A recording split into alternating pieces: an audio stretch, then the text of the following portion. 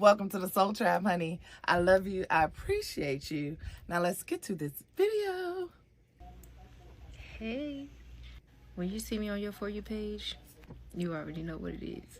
I got another story. So this one takes place after COVID, like 2020, 2021. It's got to be 2020 because I hadn't had my daughter yet.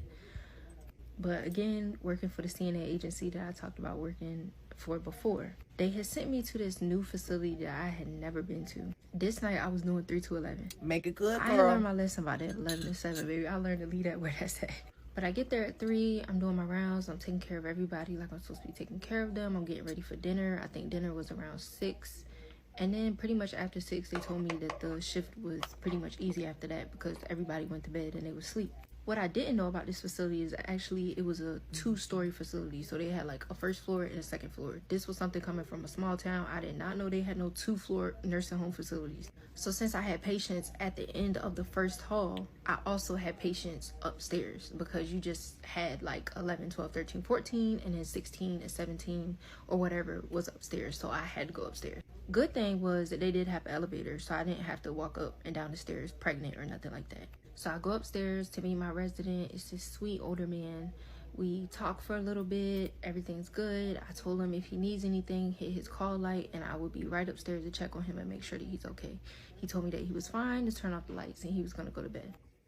This resident was in like room 7. That means that the room in the floor under him would have been like room 14 or something like that. This resident was a woman, and I went in to check on her and make sure she was okay too. She said she was fine, but the only complaint that she had was that it sounded like somebody was scratching on her ceiling. So immediately I'm like, okay, if somebody's scratching on your ceiling, that means they're scratching on the resident upstairs. Something has to be scratching on his floor. So I go upstairs to make sure he's okay and he's not out of bed or anything, because I just talked to him and he said he was going to sleep. I cut the lights off.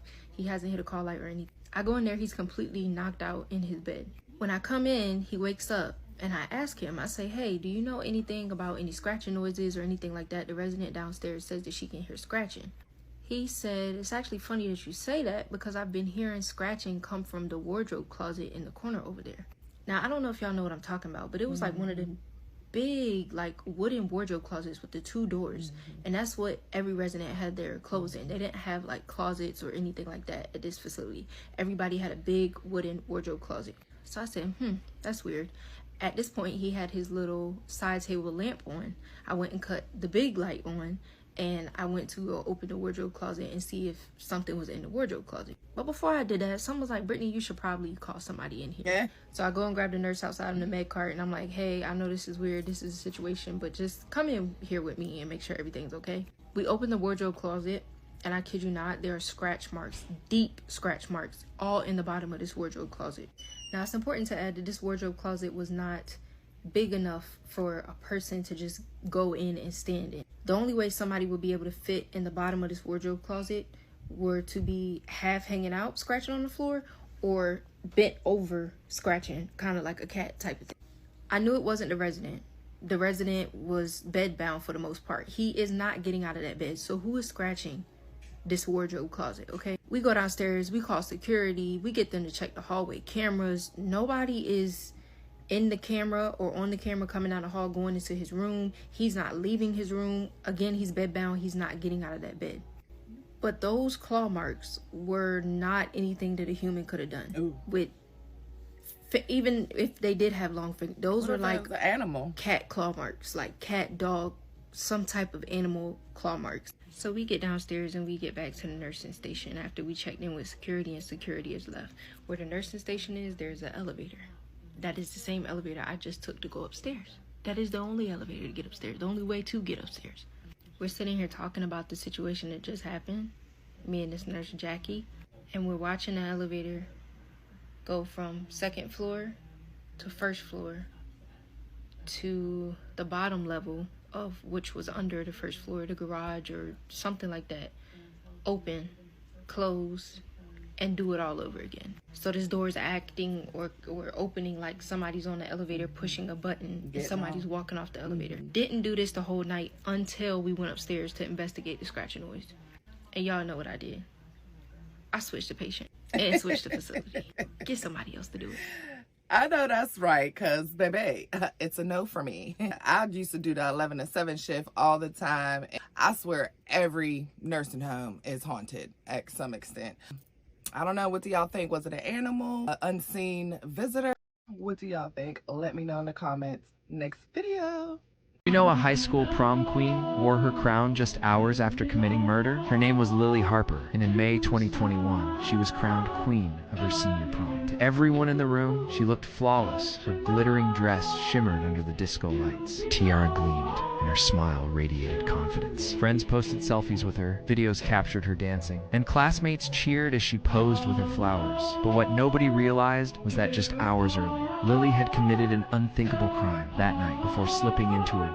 She confronted her ex-boyfriend after discovering he was taking another girl to the dance. In a fit of rage, she grabbed a knife and stabbed him in the chest. Instead of panicking, Lily calmly wiped the blade clean, dragged his body to her car, shoved it into the trunk. Then, she drove straight to prom, determined to act as if nothing had happened. She laughed, hugged her friends, and danced like a star, glowing under the spotlight. But her facade crumbled after the dance when her car broke down on the way to an after-party. Police arrived to assist and smelled blood seeping from the trunk. Inside, they discovered her ex's body. When questioned, Lily smirked and said coldly, "At least he didn't ruin my night." She was arrested, still wearing her crown, a haunting reminder that beneath a sparkle lay something far darker. Never thought I'd be scared of a knock-knock joke, that's for sure. But after listening to this story last night, I had to go to the restroom, and the whole time I'm in the restroom, I'm like, no one better knock on my door right now. No one better knock on my door.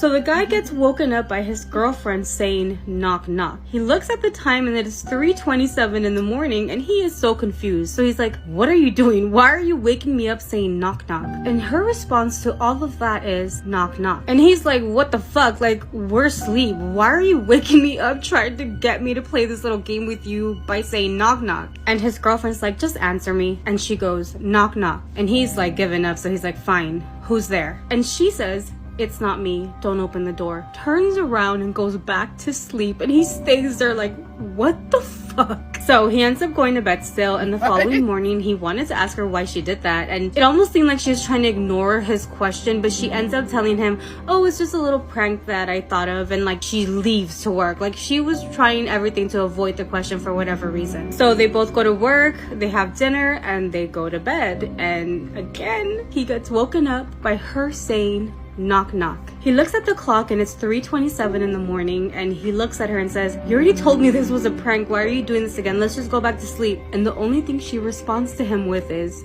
knock knock. So he's irritated and he's like, what is the point of this? What are you doing? Like, just tell me what's the end game. All she says is just answer, knock knock. And he's like, fine, who's there? And she goes, it's not me, don't open the door. She turns around and goes back to bed. So at this point, the boyfriend is angry because he's like, why is she waking us up over a stupid prank or joke or game when we both have to work the next day? So that morning when they woke up to go to work, he was like, you need to tell me why you're doing this. And she wasn't going to leave the door like she did the first night, not really giving him a real answer. So he's like, you need to tell me why. What's the end game? What are you doing? However, she gives him the same answer. It's just a game. It's just a game. Like, and he's like, why? Why? And she's like, it's a game. And she just like leaves the house.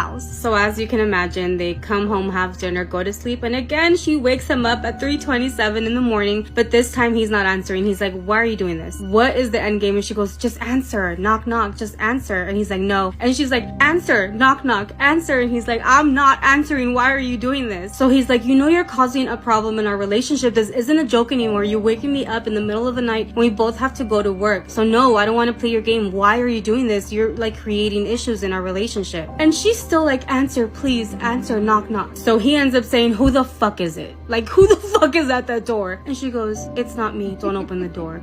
She turns around and goes to sleep. So morning comes around and he wants to have a serious conversation with her. So he tells her, I don't know how or what kind of conversation I need to have with you to let you know that it's really messed up that you keep waking us up in the middle of the night and it's creating a big problem. And this time she was like apologetic. She's like, I'm sorry, I don't mean to do it. I just thought it was a game. He's angry with that answer because it makes no fucking sense where you keep doing this to him, you know what I mean? So he storms out. He goes to work, and all day she's sending him text messages like, I'm sorry, and she's calling him, he's not answering. He's ignoring everything. He mentions that the last text that she sends him is like, I'm so sorry, I know that sleep is important, I promise this is not gonna happen again, please forgive me. But the boyfriend kind of starts feeling bad because they had never argued like this before, so for him to ignore her calls or texts made him feel a little bit guilty. So he's like, okay, well, I'm gonna forgive her and I'm gonna make her dinner because I don't want this to be like the end of us. So he goes home, he makes her dinner, they eat together, and they go to bed. This time he gets woken up again with a knock knock. He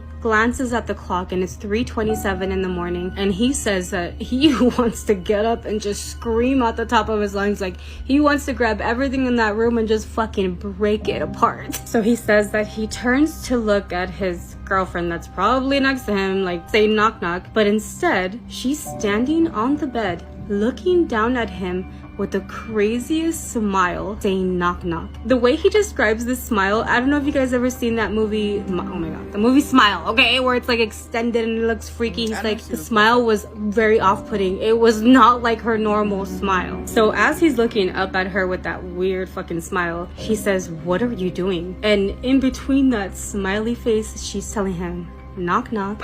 Oh my god, I got chills. At that moment, after she says knock knock again with her weird ass fucking smile, he says that her body started cracking and bending, and it was like a scene from a scary movie, and it scared him so much that he jumps out of bed and runs to the kitchen. But once he gets to the kitchen to catch a breath, he hears a knock at the front door. When he hears the knock, his first instinct is like, who is it? And it's his girlfriend's voice saying, love, please open the door. Whatever is in there is not me. Open the door, please. Whatever is in there is not me. Open the door, please. Please open the door. Don't listen to the person that's in there. Open the door. He has no idea what to do because he's like, who's the real one in the bedroom, outside the door? But in that moment, he had no time to do anything because whoever was in the bedroom, his girlfriend, comes out with that creepy smile, running full force towards him. But by the time she's about to get to him, he faints, passes out because of how scared he was. He says that he wakes up 2 hours later and his girlfriend is nowhere in that home. He says that he hasn't seen her since. He even made a police report or a missing person report because he has not heard of her. He has not seen her. Like, she's disappeared and has never returned. Honestly, that scares me more because what if one day she comes back with her creepy ass smile? Can you imagine? Knock knock. Oh, I just scared myself. Anyway, what do you guys think? Because first of all, the first knock knock, if my husband woke up and said knock knock and I'm like, who's there? It's not me, don't open the door. Divorced, bitch. What the fuck? Yeah, I'm gonna be like, you play too much and don't fuck with my sleep because I'm going to be the crazy one that you don't want to see. Don't bother me in my sleep. One of the scariest stories that I've ever heard is about a man named Scott Chance who mysteriously disappeared along with his two neighbors back in 2015. The story itself is already so scary, but to me what makes this so terrifying is the 911 call from that night that was released. I'll play it for you in a second, but essentially for a little backstory, on December 9th, 2015, Scott called the Los Angeles Police Department because he could see someone breaking into his neighbor's house across the street. The neighbor left town for a week and had given Scott a spare key because he was expecting a package and wanted Scott to grab it for him. So the house was supposed to be empty, but in the shadows that night, Scott could see someone moving around inside the house. So while Scott is on the phone with the police, he's describing what he's seeing, which appears to be a man dressed in all black. But now that man walks out of the house and breaks into the next door neighbor's house as well. That house belongs to a woman named Susan Greer, and she is home, so Scott's begging the operator for help. But the operator explains that there was a huge accident nearby, like a massive pileup, so all of the available units are preoccupied with that. The operator says that they're expected to arrive in 15 minutes and to just stay quiet, keep the lights off, and lock the doors if they aren't already. So Scott keeps watching even though he's freaked out, but then he sees that there are multiple people breaking into his neighbor's houses, not just one person. He then sees someone break into the house next to Susan's, and that house is owned by a man named Cole Hart. Scott explains in the call that he can hear them, but he can't understand them. Like, it doesn't sound like English, but also that it sounds like they're chanting, and you can actually hear this in the background of the 911 call. You're hearing this voice? It's coming from there. You're right. It doesn't sound like English. Sounds like chanting, doesn't it? Like in a church or something. Just listen. Be quiet and listen. This is very peculiar. Something very That sounds strange like that's is going from a on here. movie. But then one of the men sees Even the way Scott, they're so the operator talking. tells him to grab a weapon and hide, and he's kind of walking him through what to do if they were to find him. Before the call disconnects, you can hear them breaking into Scott's house and kicking down the door to where he's hiding. And what makes this 911 call so terrifying are Scott's final words. He kept saying, "They're not people," over and over again, and then the call ends. Just listen. They're here. Scott, stay quiet. Don't speak. I need help, please. Don't speak. You need to stay It's gotta quiet. be a movie. I need help. Stop. Be quiet. They'll hear you. Because why are you whispering like they can hear you? Scott, please.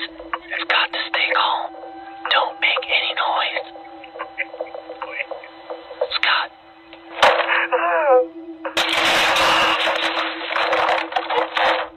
Scott, talk to me. They're not people. What? Scott, what did you just say? They're not people. What? They're not people. They're not people. Scott, what's going on? They're not people. Scott? It's giving movie. not It's people. giving acting. It's giving not real. Police ended up arriving to Scott's house just 5 minutes later, but he was nowhere to be found. In fact, all of the houses mentioned in that call were found vacant. No bodies, just gone. The only pieces of evidence left behind were these 3 photos that surfaced after the incident. They were taken at Scott's house after he disappeared, and it really looks like blood. Scott Chance, Susan Greer, and Cole Hart have never been found, and to this day, whatever happened to them that night remains a mystery. My 13-year-old sister recently got her phone taken away for downloading WhatsApp. And she doesn't think it's that big of a deal, but it brought me back to when I was a kid and I downloaded Kick Messenger for the first time, and I never had anybody to tell me that it was dangerous and not to do it. I figure now is the perfect time to tell this story, just to kind of like reiterate how dangerous these apps can really be, especially for naive young 13-year-old girls. So when I was 14 years old, I had a Kick Messenger boyfriend. I still remember his username and everything. It was the Kid Grim, and his name was Tony. I know that his name was Tony because he added me years later after this incident as if nothing ever happened on Facebook. And his name was Tony the Kid Grim. So I don't actually know his last name. But yeah, he was 28 years old. He told me that he was in a band, and I thought that he was automatically the coolest guy ever. So yeah, we talked every day on the Messenger app, and we exchanged photos. I don't know why it's being so glitchy like that, I'm sorry. But we exchanged photos often. Very, very often. And eventually we coordinated to meet up. He literally sent me coordinates. I'm not joking. Like, a coordinate to go find the place, like fucking Rando Nautica. He said to follow the trail that was near my house until I got to this crooked tree that we had both known about. It was like this tree that looked like a chair that was right next to this big rock that was near the river. One night when my parents were completely dead cold asleep, I decided to climb out my window with my flashlight in hand. So I'm like following these coordinates. This was before I even had a phone anyways. I had an iPod Touch, like one of those first generation iPod Touches. I didn't feel scared at the time because, like I said, they were like the woods near my house, and I had explored them many times before this, and I knew where I was going. Like I knew the tree in the area. So I get to the spot and he's already there waiting for me. So I shine my flashlight at him. I'm like, yep, okay, it's him. So I make my way over to him. He's like, oh, hey, baby. It gives me like hugs and kisses and whatever. And 14-year-old me is eating that shit up like a fucking gourmet meal, homie. So then we just sit on the rock and we start talking like normal talk, whatever. And then all of a sudden he starts kissing me again. And it just like gets heavier and heavier and heavier of a kiss. And I'm like, oh my God, what the fuck? But I just go with it. I'm a Pisces. I ride the fucking wave, okay? So then at that point, his hands start wandering, if you know what I mean. And then we ended up doing that on the rock by the river. And I mean, that like wasn't my first experience with that. So it wasn't like a traumatic event that will like, it didn't feel like it was our work for me, you know what I mean? Because I had already like had experiences before. Then after that, he suggested we take a walk down by the river, and I agreed, and we were walking down by the river, talking. And we were starting to get to like a spot in the woods where I had never been before because we were off the trail, we were just following the river. I was not familiar with that area. So then we ended up getting to like this like little, it was kind of like a how do you explain it? So there was like a fucking like rock wall basically and like a deep spot in the river, okay, that wasn't like a flowing spot anymore. Somebody had built like a dam or something like that, and there was a rope swing, right? So he decides to be like a show off or whatever and does the rope swing, and everything was fine. It looked so super fucking fun. I can't speak right now. He looked super fucking fun. And so next he was like, why don't you try it? And I was like, yeah, I want to try it. I'm a fucking bad bitch. You're 14. Don't ever say that again. So then I fucking try and I swing on it and the rope snaps and I end up in the water. And I forgot to mention that like the dam was like built, like man built, like somebody went down there, was playing in the river and built it themselves. It wasn't like one of those like concrete walls. It was like a rock made dam, and there was water, like moving water on the other side, really, really fast moving water on the other side of this dam. So I end up getting caught in the tide of the water, and I'm going down the fucking river, banging against all of these rocks, scraping my legs, my arms, I hit my head on a rock. I don't remember anything after I hit my head on the rock. So the next thing I know, I'm fucking waking up, I'm looking around, it's dark, and I notice that I'm on the dirt. I'm no longer in the water. So then, oh my God, I'll never fucking forget this noise. Like, I'm like delirious at this point. I'm like looking around, like in a fucking, like, my vision is blurry, dude. And I start to hear the distinct sound of a shovel, like scraping into gravel, you know what I mean? So I turn my head and there's Tony with a shovel, shoveling a hole a few feet away from me. No, it's hard to believe. Gosh. I know. This whole story is going to seem harder to believe too, because I never told anyone. I was 14 and I thought that I was going to be in trouble, but whatever. Okay, whatever. Moving on. So I see him digging this hole next to me and I don't know what the fuck to do. I don't know what to do. So then I see him turn towards me. He puts the shovel down and starts walking towards me. He didn't notice that I had my eyes open at that time. So I shut my eyes because he was walking towards me, and I feel him grab my ankles and start to drag me. And now at that point is when I was like, okay, this is a serious situation. You need to kick it into fucking gear. So I kick it into gear and I kick him into his lower abdomen. I'm pretty sure I hit him in his junk, but I don't know. But anyways, that caused him to fall down to the ground, and that gave me leeway to get up and run. So I ran through the woods as fast as I could. Like I said, I didn't really know whereabouts in the woods I was at this point because I didn't know we were off the trail. So I just ended up following the river like downwards, which usually would bring me back to like the trail or sort of where I know. At least I thought that that was going to work anyways. And it did. Thankfully it did. And I did end up making it home safely.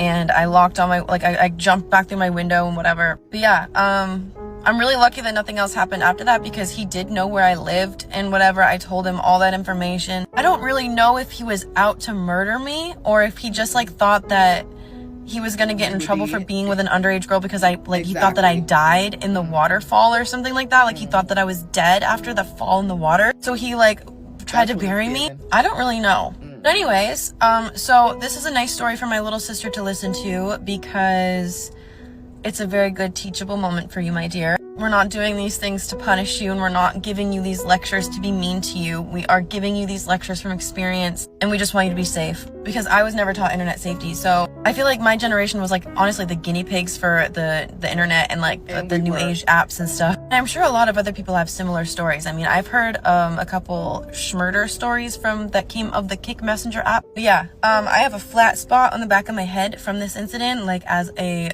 reminder that it did happen, because that's like where the back of my head got split open when I fell and hit my head on the rock. Yeah, believe me or don't believe me, I know a lot of people don't really like the way that I convey my stories because I'm kind of humorous and or apathetic when I tell these stories. But honestly, that's because I've had years and years of therapy and trauma therapy, and I've been diagnosed with a lot of things. I'm on some medications, you know, okay? I journal about it. I've kind of worked through these things already. So I'm able to talk about it more, and what do you want me to fucking sit on here and cry? Anyways, thanks for listening, and please be careful, and please teach your kids about internet safety.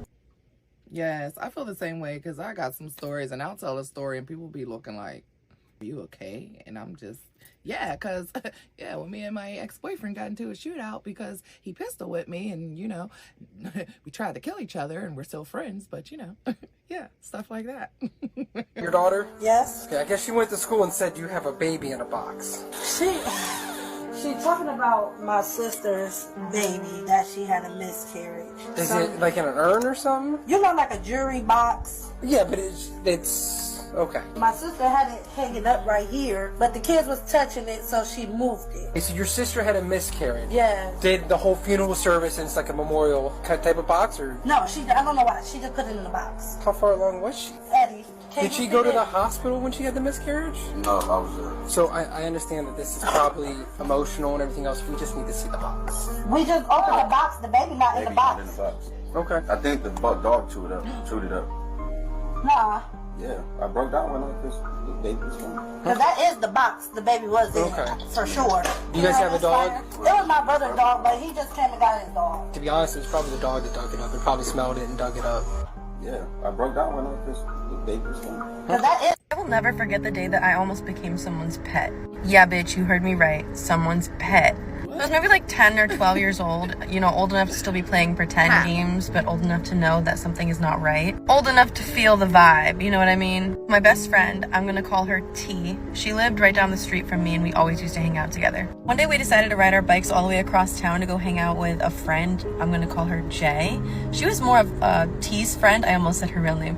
She was more of T's friend than she was mine, but I decided to tag along anyways. You know how it is. We get there, everything's normal, we start playing. We're there by ourselves because Jay's mom was a single mom and she worked all day and all night to be able to afford the house and the car and the school and everything like that. So whatever, we had the house to ourselves. So, you know, we just got into it. We were playing things like Kim Possible, which was one of our favorite games ever. But then I don't know what the hell happened, but something happened and the energy and the mood just flipped. Jay, for whatever reason, decided to lock T and me into the screen porch area of like all the way in the back of her house. Like actually locks the door. And it's one of those just screened in porches without the door, like to get outside. So like we couldn't even get outside if we wanted to. And at first we're being dramatic and like silly and screaming and like thinking that it was a game. And like we were trying to like pretend to try to find like a way to escape and stuff. But after like 15 or so minutes of us like actively trying to escape, it started to get hot in there because it was like one of those like sunroom type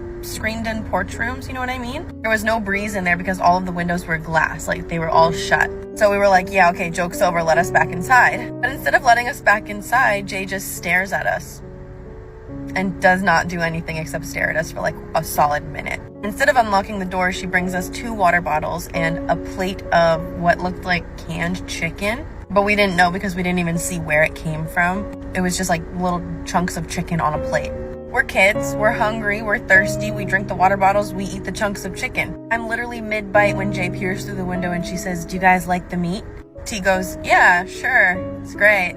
And then Jay started smiling, like one of those creepy smiles. Like, I don't really know how to explain. Think of like the movie The Grinch when he's like, his little smile's like curling up, like all creepy. Like, think of like that. And she says, "That's my cat's food."